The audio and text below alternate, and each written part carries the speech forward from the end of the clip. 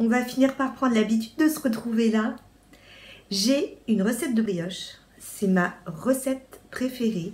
C'est d'ailleurs une recette de famille qu'on m'avait léguée. C'est, comment vous dire, c'est une recette qui est monstrueuse. Et comme je vous aime bien, j'ai décidé de la partager avec vous. Alors si ça vous dit, c'est parti!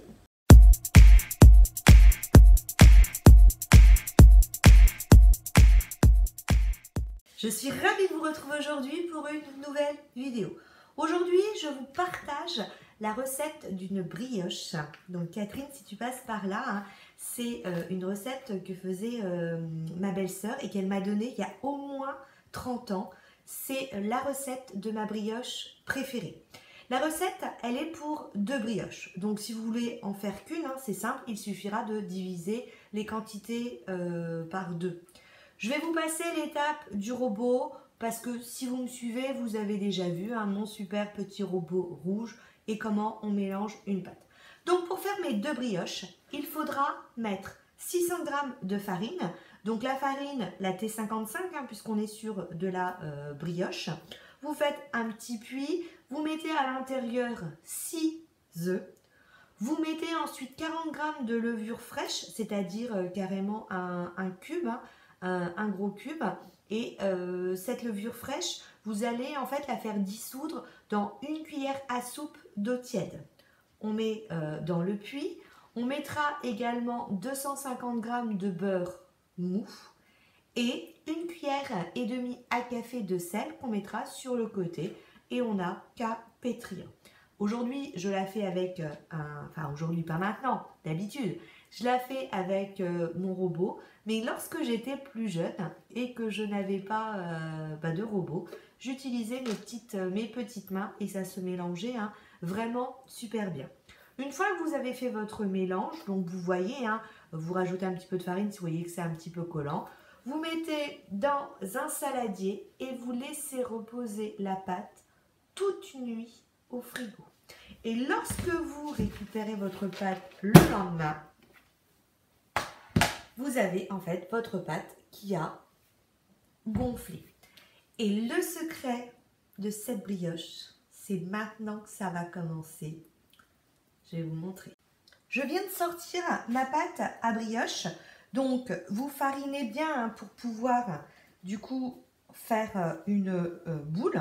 Donc, vous voyez, hein, ça fait une grosse quantité de pâte. Et puis, comme c'est pour 2 brioches, bah, qu'est-ce qu'on va faire? On va venir hein, couper en 2 le pétrin de façon à faire notre deuxième brioche.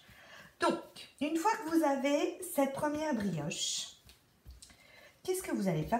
Vous surtout hein, farinez bien parce que vraiment, c'est une pâte qui colle énormément. On va faire en fait, et c'est là où réside le secret, on va faire comme une pâte feuilletée. C'est-à-dire que vous allez étaler votre pâte. Alors, elle s'étale super bien. Hein.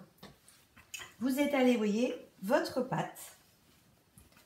Regarde, je viens de la sortir du frigo. Hein. Donc, quand je vous dis qu'elle s'étale bien, elle s'étale vraiment très très bien. Hop.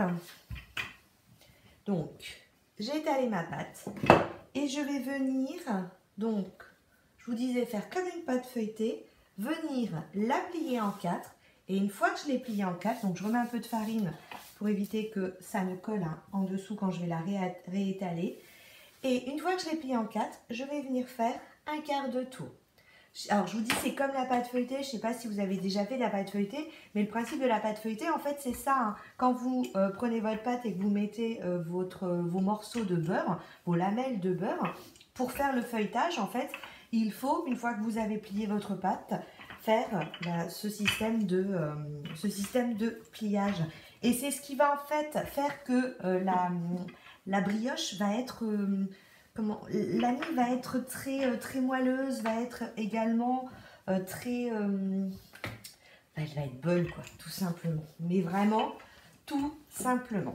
Donc, une fois que je l'ai plié, que j'ai refait, que j'ai réétalé, je replie encore une fois en 4. Me revoilà en train de refaire mon quart de tour.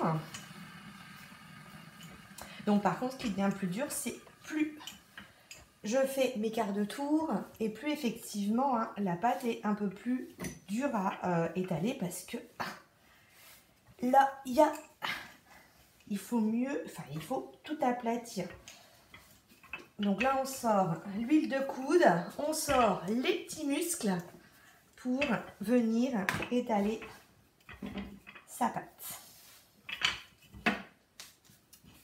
Une fois que j'ai réétaler ma pâte, donc je le fais 3 fois, hein, ce que je viens de vous dire, je réétale, hop, je replie en 4, je retourne, je remets ma farine et je vais venir réétaler pour la dernière fois.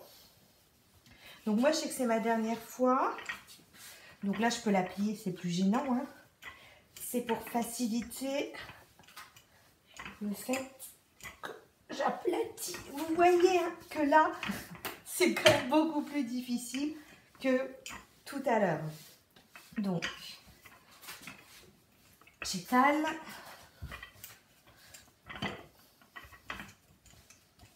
Une fois que j'ai étalé, là je vais étaler, je vais faire une sorte de rectangle. Voilà, ce sera le dernier petit coup. Je vais réétaler par ici. Là, je vais venir la rouler, tout simplement. Donc, je viens la rouler. Je vais venir la couper en 4.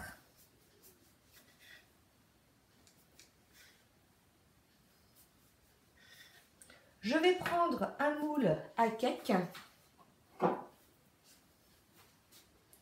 et je vais venir à l'intérieur poser mes bâtons.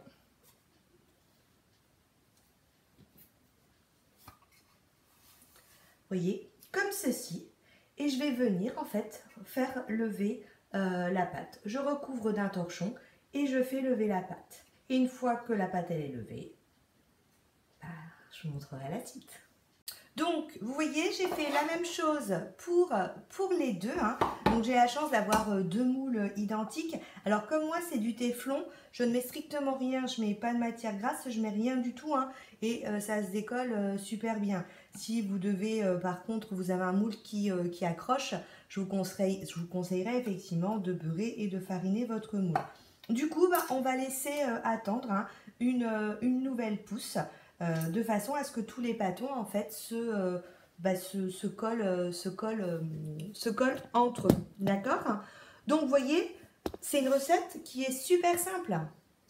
Attendez, je recale la caméra. C'est une recette qui est super simple et le secret, c'est donc hein, ce feuilletage en gros hein, que nous allons faire. Je passe du coq à l'âne. Nouveau petit maquillage, ça change maintenant, il y a des vidéos où je suis maquillée alors que je suis dans ma cuisine. Je suis toujours en train de tester hein, ma petite commande Morphe que j'ai reçue. Et là, c'est la collaboration de Jeffree Star et de Morphe. C'était la petite minute glamour. Je suis de retour. La brioche, ça a fait à peu près, enfin les brioches, ça fait à peu près 3 heures qu'elles étaient tranquilles en train de lever. En attendant, au fait, c'est toujours moi, hein, j'ai juste changé de tenue parce que le soleil est apparu. Donc je me suis dit, on va en profiter pour prendre des couleurs.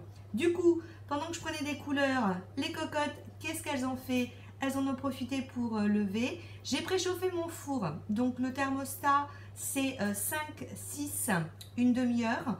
Donc moi j'ai mis chaleur tournante à 160 degrés, puisqu'on devrait être entre 150 et 180. Moi j'ai mis 160. On va mettre sur nos brioches un mélange de jaune d'œuf et de lait, hein, comme pour ma recette la dernière fois des baguettes viennoises. Et je trouve que souvent elles ont une tendance à brunir un peu trop rapidement. Donc du coup je mets une petite feuille d'aluminium hein, si c'est le cas. Donc petite astuce, si ça brunit un peu trop, une petite feuille d'aluminium hein, pour être sûr qu'elle ne devienne pas trop noire et qu'elle soit cuite à l'intérieur. Donc ça par contre ça va être en fonction de vos fours. Du coup on regarde ce que ça donne. Et voilà, donc regardez hein, tout à l'heure, je ne sais pas si vous vous souvenez, elles ne touchaient pas. Donc là elles se sont en fait se sont élargies. Du coup, j'ai préparé mon petit mélange de jaune d'œuf avec du lait. Et puis, je vais venir, du coup, mettre... J'ai l'impression que je dis toujours du coup dans mes vidéos. Quand je cuisine et que je parle en même temps, je dis du coup. Donc, je vais mettre mon petit mélange de jaune d'œuf avec le lait. Je viens de sortir ma petite vidéo là, ma dernière vidéo de cuisine. Donc, je vous remercie pour les petits commentaires. Il y a un petit commentaire que j'ai pas trouvé très sympathique. Hein, pour ceux que ça intéresse, vous regarderez. Donc, je répondrai à ce commentaire où en fait on critique un peu le fait que j'utilise des robots qui coûtent cher. Effectivement, j'ai un Thermomix. Effectivement, j'ai un Cookéo. Je vous disais hein, que mon Thermomix, ça a été un cadeau. J'ai économisé pour l'avoir. On me dit qu'on cuisine comme les mamans, comme les grands-mères. Quand je fais ma sauce tomate, c'est à la façon à l'ancienne parce que j'ai appris comme ça. Après, je veux dire, chacun voit midi à 14 h. Hein, pour moi, cuisiner au Cookéo ou au Thermomix, c'est une aide culinaire. Donc, je vois pas pourquoi je me priverais de cette aide. Et je tiens à dire aussi que je travaille. Et ça a été aussi un choix. Mon Thermomix, je l'ai acheté quand ma fille elle est née. Donc imaginez, Clara, elle a 12 ans. Donc imaginez l'âge qu'il a. Où je me suis retrouvée à un moment où il fallait que je donne le bain aux enfants. Que je fasse en même temps à manger. J'avais mon boulot, donc des corrections ou des préparations de cours. Je ne pouvais pas être partout. Et j'avais trouvé ça bien utile de mettre en route des repas. On continue à manger des choses qui étaient fraîches, qui étaient cuisinées. Et puis, ben, si j'étais pas en train ben, ça débordait pas. Voilà, tout simplement. Parce que le nombre de choses que j'ai pu faire déborder ou que j'ai pu faire cramer, hein, je vous raconte pas. Au moins, là, j'étais tranquille. Ben, si j'étais pas là pour l'éteindre, ça sonnait et ça ne posait pas de problème. Du coup, je trouve que c'est ce genre de commentaires, mais je m'y attendais hein, en vous montrant un peu comment je cuisine. Je pourrais aussi vous montrer comment je fais mes pâtes fraîches à l'ancienne, comment je fais ma sauce tomate à l'ancienne. Voilà, je trouve qu'aujourd'hui, on est dans une époque moderne. Si on a la chance de pouvoir avoir des instruments, des ustensiles de cuisine bah, qui coûtent cher, et ben moi je suis pas jalouse des gens. Je trouve que c'est bien. Le dernier robot, le dernier Thermomix, il est magnifique. Je vais pas me l'acheter. J'ai celui-ci, il me convient tout à fait. Hein. Donc je trouve que c'est un peu mesquin quand même comme comportement. Mais chacun voit midi à sa porte. Et puis moi surtout, je suis une femme qui travaille et pour moi c'était un gain de temps. Et après, celles qui travaillent pas et qui ont ça vous facilite la vie. Enfin, je trouve ça bien. Ben voilà, je trouve que c'est un peu mesquin quand même. Bon, on va pas blatérer pendant deux ans hein, sur ce commentaire qui était pas très sympathique. D'ailleurs, c'est marrant parce que j'ai eu un pouce tout de suite en bas et j'ai eu ce commentaire. Alors, je sais pas si c'est cette personne-là ou pas, mais j'ai un doute. Je veux pas polémiquer hein, sur ce commentaire, mais bon, je veux dire, je trouve que c'est sympa. On est en train de passer un moment ensemble. Et puis, il y a toujours des gens qui sont comme ça négatifs. Je trouve qu'on est en ce moment en train de vivre une période qui est vraiment pas évidente. Et je trouve que la solidarité devrait plutôt être le mot d'ordre, la bienveillance et non pas être négatif avec les autres. Mais bon, ça, chacun voit midi à sa porte. Vous voyez comment je suis un peu agacée? Ah, je suis désolée, hein. Je voudrais pas faire retomber mes brioches. Du coup, hein, je vais les enfourner et puis je vous montre le résultat après. Et vous avez vu comment elles sont belles mes brioches? Regardez-moi ça. Donc je vous disais la recette, c'est pour 2 brioches. Ça, c'est de la brioche. Alors, vous avez vu comment elles sont belles mes brioches? Donc je les ai démoulées mais super facilement. Je vous en ouvre une pour voir. Regardez-moi ça.